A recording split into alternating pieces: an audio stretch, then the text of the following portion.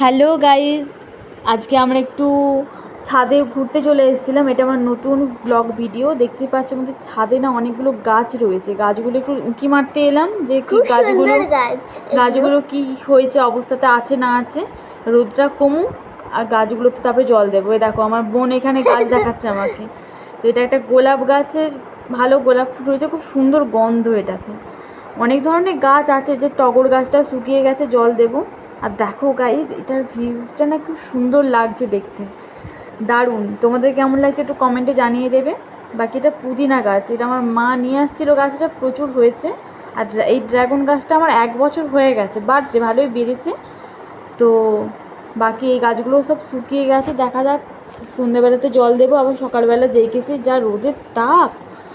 এরকম বোন এখানে খ্যাপার মতো নেচে যাচ্ছে, কী করছে নিজেও জানে না, আমিও জানি না। তো চলো, বাই বাই, টাটা, পরের ব্লগে দেখা হচ্ছে, বাই।